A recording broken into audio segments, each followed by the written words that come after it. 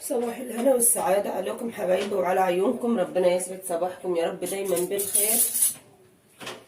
الشغلة البدرية زي ما اتعودنا عليها كده فعلا منسية.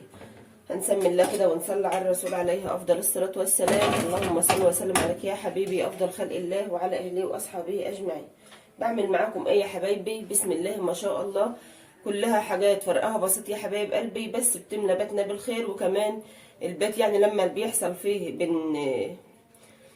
بنعمل الحاجة في البيت كده بيحصل فيه البركة. ربنا يبارك فيكم جميعا ويبارك في بيوتنا جميعا، اللهم آمين يا رب العالمين. بعمل ايه يا حبايبي؟ انا بريب اللبن وبعمله جبنة كالعادة زي ما انتم متعودين معايا. تمام. الوقت انا مريبة اللبن اللي بشتلها من على وش ديت القشطة اللي بيبقى منها السمنة البلدي وبيطلع منها العجوزة. تمام. دي الجمس يا حبايبي مش البقر. تمام. معايا ايه؟ بكون من اللي معايا في الحلة دي قشطة نفس ما انا بشتلها كده، بكومها يعني بجمعها في اي حاجة عندك هتدخل الفريزر وتنسيها كمان. بجمعها ازاي؟ بجمعها زي ما انتم شايفينها كده. تمام. بعمل الجبنة بطريقة سهلة وبسيطة جدا. وببدأ ان انا اسيحها اطلع منها السمنة البلدي والعجوز. تمام. بالشكل ده يا حبايبي اهي، سهلة خالص وطريقتها بسيطة اهي. دي بنفع منه يعني اللبن ده اصبح زبادي كمان معايا يا حبايبي قبل ما يتحول لجبن. ده وش اللبن او القشطه بتاعت اللبن اللي هي القشطه البلدي. تمام. طيب بتعامل معاها ازاي عشان ان انا ابدا ان انا اطلع منها السمنه البلدي او العجوزه؟ بعملها ازاي؟ بجمعها، جمعتها بالفعل. وكمان يعني مره على مره مره على مره لما بجمع الكميه اللي انا عاوزاها، وببدا ان انا اجيب لكم طبق رايبي او لا. ببدا انني اللهم صل على النبي اجمعها. لما بجمع الكميه اللي انا عاوزاها او اللي انا محتاجاها، ببدا انني اسيحها بالشكل ده. انا مولعه الوقت النار اهي شايفينها. وببدا ان انا اهدي النار بتاعتي لان انا هنقل السمنه بتاعتي دي في الحله اللي معايا دي لان دي اوسع من دي. تمام. طيب ببدا اعمل الجبنه ازاي يا حبايبي؟ انا دلوقتي اشتلت الوش بتاعها. حابه ان انت تشتغلي الطبقه اللي تحت الوش دي كمان اهي. دي بتتشال اهي يا حبايبي، بس انا مش عايزه اشتلها لان هي بتبقى مخليه الجبنه بتاعتي دسمه. يعني الطبقه دي برضو ما شاء الله يعتبر طبع الوش. تمام. انا مش هشتلها لان انا عايزه الجبنه بتاعتي دسمه. انا مش عاملاها ان انا تاجر فيها، انا عاملاها البيت يا حبايبي. تمام. ما شاء الله الريحه بتملى البيت خير. اللهم صل على النبي. رمضان بكره يا ولاد على الابواب، بكره ان شاء الله. ربنا يديمها علينا وعليكم الايام بالخير، اللهم امين يا رب العالمين. هتعامل معاها ازاي بقى؟ بدفي الحله بتاعتي، يعني انا حطاها على النار اهي. ببدا ان انا ادفي الحله بتاعتي دي، مش بسخنها يا حبايبي او بغليها، لا بدفيها تبقى فطريه زي العين كده، زي دموع العين كده. تمام. ليه يا ام فرح؟ علشان خاطر الجبنه بتاعتنا ما تبقاش طعم اللبن الرايب فيها، وكمان تبداي تحسي يعني بطعم الجبنه القريش الطبيعيه بتبقى ايه طعمها حلو. تمام. ابدا بقى ان انا ادفي اللبن بتاعي ده وبمسكه اخلطه في بعضه كده اهو. بسم الله ما شاء الله. اللبن ده يا حبايبي هو الزبادي. تمام. من غير ما تعملي خميره، من غير ما تعملي اي حاجه، ان شاء الله هعمل الزبادي برده معاكم واوريكم الطريقه بتاعته السهله البسيطه. حابه تعمليه بموز بفراوله ساده اي حاجه، بدل ما تروحوا تجيبوا كوبايه الزبادي قد كده وبال5 جنيه. يعني العمايل في البيت مهما كان اللبن غالي اوفر واحسن وانضف بكتير. تمام. كلنا طبعا عارفين الكلام ده، والعمايل في البيت مفيش احسن منها. بدات ان انا خلطت اللبن بتاعي زي ما انتم شفتوه كده اهو بالشكل ده كده اهو يا حبايبي. وهسيبه لما يدفى لان انا مبيتاها في التلاجة علشان اعرف اشتري الوش بكل سهوله زي ما انتم شفتوهم معايا كده. تمام. ادفي اللبن بتاعي بقى، وورايا الحصيره هي حاطه فيها طرحه مستغنيه عنها علشان الجبنه بتاعتي دي ما تبوظش الحصيره من جهه، وكمان ما لقيش الجبنه عامله سيور ما بين الحصيره كده وبعضها. تمام. طيب هدفي اللبن وهرجع لكم هقول لكم برده بتعامل مع حاجتي دي ازاي. اللبن بتاعي دفى كده يا حبايب قلبي اهو. هبدا انني انزل بسم الله. هبدا اني انزل بالملح بتاعي. طب بتنزلي بالملح ليه يا ام فرح؟ عايزه الجبنه بتاعتي تاخد طعم الملح مره واحده، مش ان هي تفضل عدبه وارش عليها ملح كده بره يا حبايبي اهي. ما تسخنيش اللبن قوي عشان ما ينشفش معاكي الجبنه يا حبيبه قلبي، يعني ما تصمطيش اللبن قوي تمام، عشان ما ينشفش معاكي الجبنه كده تمام قوي. هاخد الحله بتاعتي دي اطفي ناري اهي، وهاخد الحله بتاعتي دي وعلى الحصيره كده، مش عارفه هي باينه ولا لا اهي. تعالوا نقرب كده شويه اهي، وعلى حوض المطبخ اهي. بسم الله الرحمن الرحيم، اللهم بارك، بسم الله الرحمن الرحيم، اللهم بارك. تمام. ببدأ بقى اخد اللبن بتاعي ده اهو،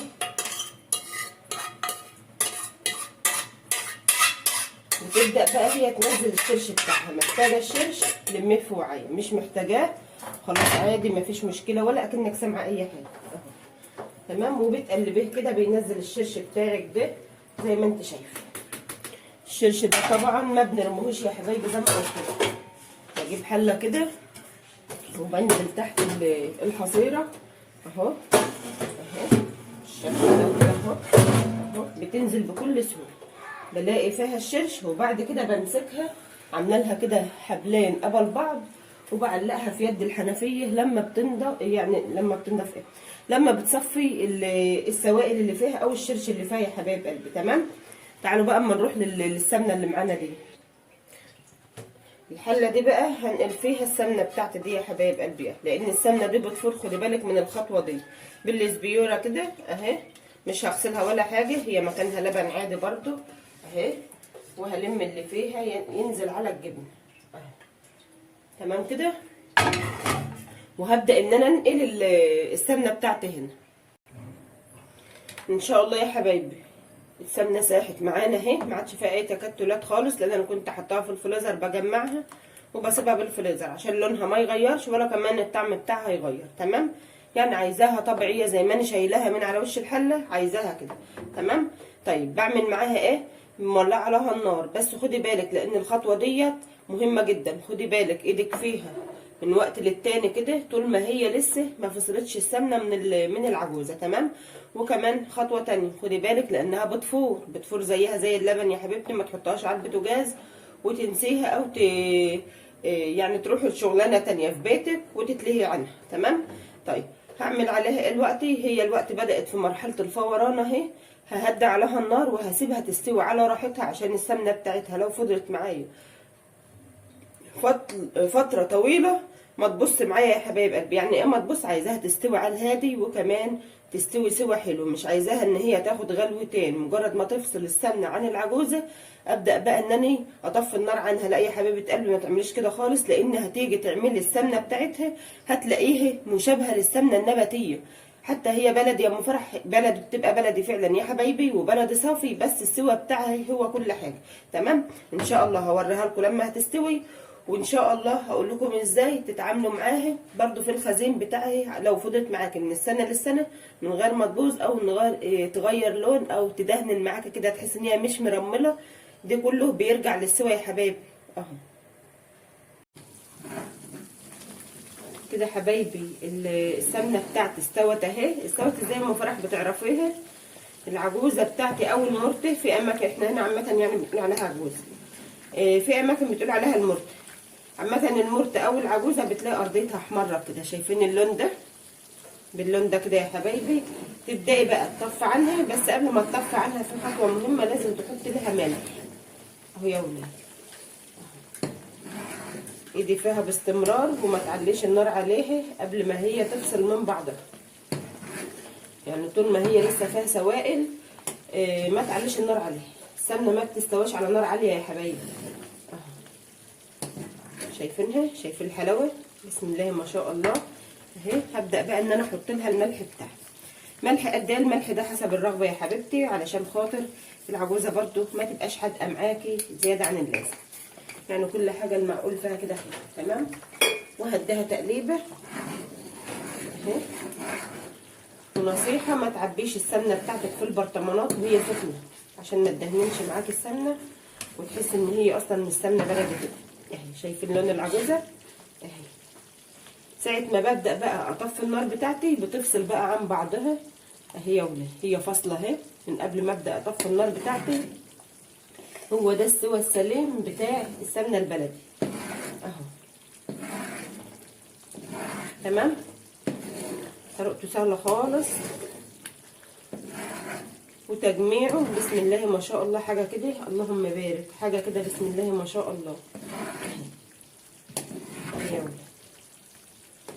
شايفين الاحمر ده بيدل عن سوى السمنة بتاعتي، الحتت اللي بتقلب معايا دي بتدل معايا عن سوى السمنة اللي هي زي دي كده، زي الحتة الغامقة اللي في المعلقة دي ارضية الحلة اهي، وهي محمرة مش حرق يا حبايبي.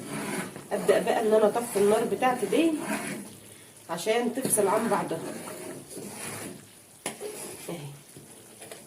هطفي عنها النار وهسيبها لما تبرد بتفصل بقى من بعضها اهي يا ولاد كده خلاص. تمام، هعمل ايه؟ اللهم صل وسلم على سيدنا محمد. هسيبها يا حبايبي وهوريها لكم لما بتبرد ازاي بتفصل من بعضها. سبحان الله كده، يعني دي كل حاجه بتروح لحالها كده وكده يا حبايبي. بسم الله ما شاء الله. شايفين السمنه العجوزه او المرته نزلت معايا في الارضيه، والسمنه بتاعتي لونها طبيعي زي الفل اهو. دي لو قعدت معاكي بقى من السنه للسنه عمرها ما تدهن او عمرها ما تغير طعم ولا تنطر حاجه كده مش مستحبه على الوش. كمان دي الجبنه القريش بتاعتي اهي بسم الله ما شاء الله كده حاجه كده اللهم بارك. هعبي السمنه بتاعتي بقى واقول لكم بحفظها ازاي. وبهنا يا حبايبي عبيت السمنه بتاعتي بسم الله ما شاء الله، راميه معايا كميه حلوه اهي بسم الله ما شاء الله. وكمان ديت جبنه بيضه وعجوزه، وكمان دي عجوزه اهي، وكمان دي واحد عجوزه، يعني بسم الله ما شاء الله الكميه يا ولاد اللهم بارك. جبنه والجبنه القريش حاجه كده اللهم بارك بابسط الامكانيات اللهم بارك كده تقدري تعملي لبيتك احلى حاجه. وكمان يكفي الريحه اللي فيها يا ولاد بسم الله ما شاء الله، يعني ما تعملي الحاجات دي في بيتك ما شاء الله على جمال الريحه وعلى حلاوتها في قلب البيت. اترككم في رعايه الله وامنه، والسلام عليكم ورحمه الله وبركاته. نصيحه يا حبايب قلبي، ما حدش يحط السمنه في البرطمانات وهي سخنه، او يحط اي حاجه من ديت في يعني تخزنيها او تشيليها وهي سخنه. اترككم بقى في رعايه الله وامنه، والسلام عليكم ورحمه الله وبركاته.